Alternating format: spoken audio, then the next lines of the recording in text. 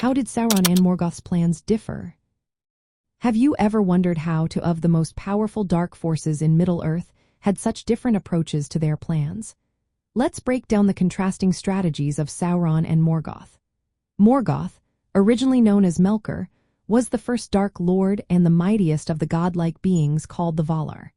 His ambitions were rooted in a desire for total domination through destruction and chaos. Morgoth aimed to impose his will by breaking and unmaking the creations of the other Valar and the children of Iluvatar, which include elves and men. His hatred was not selective, it extended to all of creation. Morgoth was driven by a sadistic impulse to create suffering and disorder. His warfare was aggressive and overwhelming, relying on brute force and terror to crush his enemies. And like Sauron, Morgoth was not interested in ruling through order. Instead, he sought to devastate the world and its inhabitants. Over time, Morgoth became increasingly irrational, to the point where he might have destroyed even his own followers if he had succeeded in wiping out all opposition. His ultimate goal was to undo the very fabric of Arda, reflecting a desire to erase existence itself. On the other hand, Sauron, who began as a Maia, had a more calculated and strategic vision. While he shared Morgoth's desire for dominion, Sauron wanted to impose order on Middle-earth according to his own design.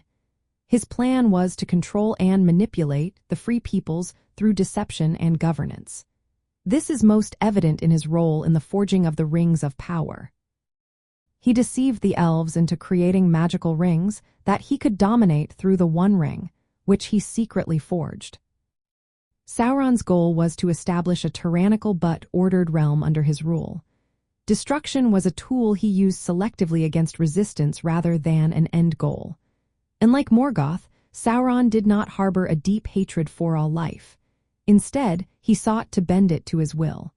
His methods were more subtle and political, relying on manipulation, fear, and control.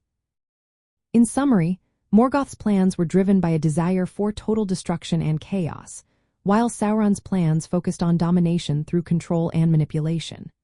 Morgoth embodied destructive evil, while Sauron represented tyrannical control and cunning strategy. This distinction shapes much of the history and conflict within Middle-earth, with Morgoth's era ending in ruin and exile, while Sauron's influence persisted through the ages as a more enduring threat.